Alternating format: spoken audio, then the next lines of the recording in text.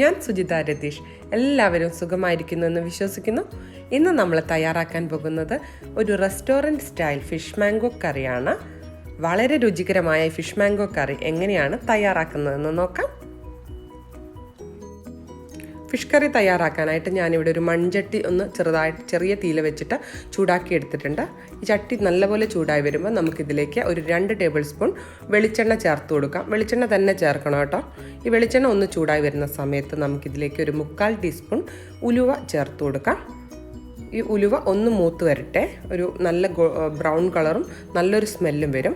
ഈ സമയത്ത് നമ്മളിതിലേക്ക് ചേർത്ത് കൊടുക്കുന്നത് 1-2 സ്പ്രിഗ് കറി ലീവ്സ് ആണ്, കറിവേപ്പില. ഉലുവ മൂത്തതിന് ശേഷം മാത്രമേ കറിവേപ്പില ചേർക്കാൻ പാടുള്ളൂ. കറിവേപ്പില ചേർത്ത് ചെറുതായിട്ടൊന്ന് വഴറ്റിയതിന് ശേഷം ഇതിലേക്ക് നമുക്ക് ഒരു 1.5 ടേബിൾ സ്പൂൺ വെളുത്തുള്ളി നീളത്തിൽ അരിഞ്ഞത് ചേർത്ത് കൊടുക്കാം. അതോടൊപ്പം തന്നെ ഒരു ചെറിയ കഷ്ണം ഇഞ്ചി ഇതുപോലെ നീളത്തിൽ കട്ടി കുറഞ്ഞ് അരിഞ്ഞെടുത്തുള്ളതും ചേർത്ത് കൊടുക്കാം. ഇത് നമുക്ക് നന്നായിട്ടൊന്ന് വഴറ്റിയെടുക്കാം. പച്ചമണമൊക്കെ പോയി നല്ലൊരു സ്മെല്ല് വരും, അതുവരെ വഴറ്റിയെടുക്കണം. ഗോൾഡൻ ഒന്നും ആവണ്ട, ഒരു പച്ചമണം പോയാൽ മതി. അതിനുശേഷം നമുക്കിതിലേക്ക് ഒരു 1/4 കപ്പ് ചെറിയ ഉള്ളി നല്ല റൗണ്ടായിട്ട് വളരെ തിന്നായിട്ട് അരിഞ്ഞെടുത്തത് ചേർത്ത് കൊടുക്കാം. 1/4 കപ്പ് മുതൽ 1/2 കപ്പ് ചെറിയ ഉള്ളി വരെ നിങ്ങൾക്ക് ചേർക്കാം. ഇതും നന്നായിട്ടൊന്ന് വഴറ്റിയെടുക്കാം. ഗോൾഡൻ കളർ ഒന്നും ആവണ്ട, ചെറിയ ഉള്ളി നല്ല സോഫ്റ്റായിട്ട് വന്നാൽ മതി. അതുവരെ നല്ലപോലെ ഒന്ന് വഴറ്റിയെടുക്കാം. മീഡിയം ഫ്ലെയിമിൽ വെച്ചാൽ മതി, തീ കൂട്ടിയിടണ്ട. കാരണം ചട്ടിയാണ്, ചിലപ്പം പുകഞ്ഞു പോവും, അപ്പം കറിയുടെ ടേസ്റ്റ് മാറും. അതുകൊണ്ട് മീഡിയം അല്ലെങ്കിൽ ലോ ഫ്ലെയിമിലോ വെച്ചിട്ട് വഴറ്റിയെടുത്താൽ മതി. ഉള്ളി നന്നായിട്ടൊന്ന് മൂത്ത് വന്നതിന് ശേഷം നമുക്കിതിലേക്ക് ഒരു 5 പച്ചമുളക് നെടുകെ പിളർന്നത് ചേർത്ത് കൊടുക്കാം. എരിവിനനുസരിച്ച് പച്ചമുളകിൻ്റെ അളവ് നിങ്ങൾ അഡ്ജസ്റ്റ് ചെയ്തോളൂ. ഇനി ഇതിലേക്ക് നമ്മൾ ചേർത്ത് കൊടുക്കാൻ പോകുന്നത് ഒരു വലിയ തക്കാളി ഇതുപോലെ കട്ടി കുറഞ്ഞ് അരിഞ്ഞെടുത്തതാണ്. ചെറിയ തക്കാളിയാണ് ചേർക്കുന്നതെങ്കിൽ നിർബന്ധമായി 2 എണ്ണം ചേർക്കണം. തീ ഒന്ന് കൂട്ടിയിട്ടതിന് ശേഷം നല്ല പോലെ ഇതൊന്ന് വഴറ്റിയെടുക്കാം. തക്കാളി നല്ല പോലെ വെന്തുടയണ വരെ വഴറ്റിയെടുക്കണം. അപ്പോൾ തക്കാളി നല്ല പോലെ വഴന്നു വന്നിട്ടുണ്ട്. നമുക്കിതിലേക്ക് ആവശ്യത്തിന് മുളക് പൊടിയും മഞ്ഞൾപ്പൊടിയും ചേർത്ത് കൊടുക്കാം.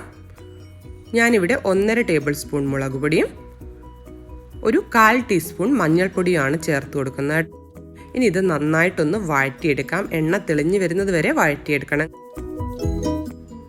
അതിനുശേഷം നമുക്കിത് ഒരു ചെറിയ സ്പൂൺ വെച്ചിട്ട് ഒന്ന് ഉടച്ചെടുക്കാം. ആ തക്കാളിയുടെ പിരിയൊക്കെ ശരിക്കും വെളിയിലേക്ക് വരാൻ വേണ്ടിയാണ് കേട്ടോ. ഫ്ലേവേഴ്സൊക്കെ ഒന്ന് നല്ലപോലെ വെളിയിൽ വരാൻ വേണ്ടിയാണിത്. വല്ലാതെ മാഷ് ചെയ്യേണ്ട, ചെറുതായിട്ടൊന്ന് ഉടച്ചെടുത്താൽ മതി. അതിനുശേഷം നമുക്കിതിലേക്ക് 1 ടേബിൾ സ്പൂൺ ടമാരിൻഡ് പൾപ്പ് അഥവാ പുളി പിഴിഞ്ഞത് ചേർത്ത് കൊടുക്കാം. എന്നിട്ട് ചെറുതായിട്ടൊന്ന് മിക്സ് ചെയ്തതിന് ശേഷം ആവശ്യമായ ഉപ്പ് ചേർത്ത് കൊടുക്കാം. ഉപ്പ് ധാരാളം ആദ്യമേ ചേർക്കണ്ട കേട്ടോ, പിന്നീട് വേണമെങ്കിൽ ചേർക്കാമല്ലോ, കൂടിപ്പോയാൽ ഒന്നും ചെയ്യാൻ പറ്റില്ല. ഇനി ഇതിലേക്ക് നമുക്ക് തേങ്ങയുടെ 2ാം പാൽ 1 കപ്പ് ചേർത്ത് കൊടുക്കാം. എന്നിട്ട് ഒന്ന് മിക്സ് ചെയ്തെടുക്കാം. ഈ 2ാം പാൽ ഒന്ന് തിളച്ച് വരുമ്പോൾ നമുക്കിതിലേക്ക് ആവശ്യത്തിന് മീൻ ചേർത്ത് കൊടുക്കാം. ഞാനിവിടെ 5 സ്ലൈസ് കിങ് ഫിഷ് ആണ് എടുത്തിട്ടുള്ളത്. നല്ല കട്ടിയുള്ള മീനിൻ്റെ കഷ്ണങ്ങളാണിത്. നമ്മൾ ഫിഷ് ഫ്രൈയിൽ ചെയ്തില്ലേ അതേപോലെ തന്നെ കണ്ടോ, ഏറെക്കുറെ ഒരു ഇത്ര വലിപ്പവും കട്ടിയുണ്ട് ഓരോ പീസും കേട്ടോ. 5 എണ്ണമാണ് എടുത്തിട്ടുള്ളത്. വെയിറ്റ് കറക്റ്റ് പറയാൻ എനിക്കറിയില്ല, എന്നാലും 500 ഗ്രാമിന് എടുത്തുണ്ടാവുമായിരിക്കും.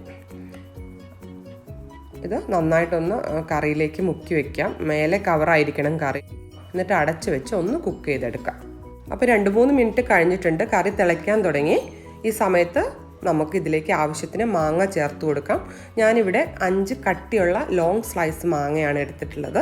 മാങ്ങ നല്ല പുളിയുള്ളതാണ്, അതുകൊണ്ടാണ് ഇത്രയും കുറച്ച്, ഒരു മാങ്ങയുടെ പകുതി അത്രേ എടുത്തിട്ടുള്ളൂ. നിങ്ങൾ മാങ്ങയുടെ പുളിക്ക് അനുസരിച്ച് കഷ്ണങ്ങൾ അഡ്ജസ്റ്റ് ചെയ്യുക.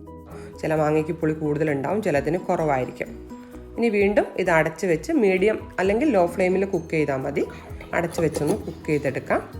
പക്ഷേ ഇടയ്ക്ക് ചട്ടി തുറന്നിട്ട് ഇതുപോലെ ഒന്ന് ചുറ്റിച്ചു കൊടുക്കാൻ മറക്കരുത്. കാരണം തേങ്ങാപ്പാലിലാണല്ലോ നമ്മൾ കറി വെക്കുന്നത്.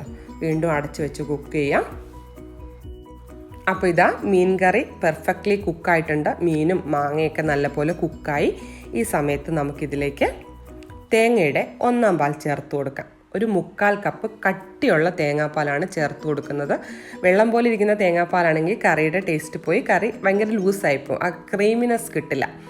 ഇനി ചട്ടി ഒന്നുകൂടെ ചുറ്റിച്ചു കൊടുക്കാം. ഈ സമയത്ത് ഒരിക്കലും തവിയിട്ട് ഇളക്കരുത് കേട്ടോ, മീൻ പൊടിഞ്ഞു പോകും. അതുകൊണ്ടാണ് തേങ്ങാപ്പാൽ ചേർത്തതിന് ശേഷം കറി തിളയ്ക്കേണ്ട, നല്ലപോലെ ഒന്ന് ചൂടായാൽ മതി. ഒന്നാം പാൽ ചേർത്ത് കറി തിളച്ചാൽ പാൽ പിരിഞ്ഞു പോകും, അതുകൊണ്ടാണ്. അപ്പം നമ്മുടെ കറി നല്ലപോലെ ഒന്ന് ചൂടായി വന്നിട്ടുണ്ട്. തേങ്ങ നല്ല സ്റ്റീം വന്നു, കണ്ടില്ലേ? ഇനി നമുക്ക് തീ ഓഫ് ചെയ്ത് ഇത് സൈഡിലേക്ക് മാറ്റി വയ്ക്കാം. ഒരു കാര്യം പ്രത്യേകം ശ്രദ്ധിക്കുക, തീ ഓഫായാലും മൺചട്ടി ആകുമ്പോൾ കറി തിളച്ചുകൊണ്ടേയിരിക്കും. അപ്പോൾ ഇടയ്ക്കൊന്ന് ചുറ്റിച്ചു കൊടുക്കാൻ മറക്കരുത് കേട്ടോ. ഇനി ഇതിലേക്ക് നമുക്ക് ആവശ്യത്തിന് കറിവേപ്പില താളിക്കാം.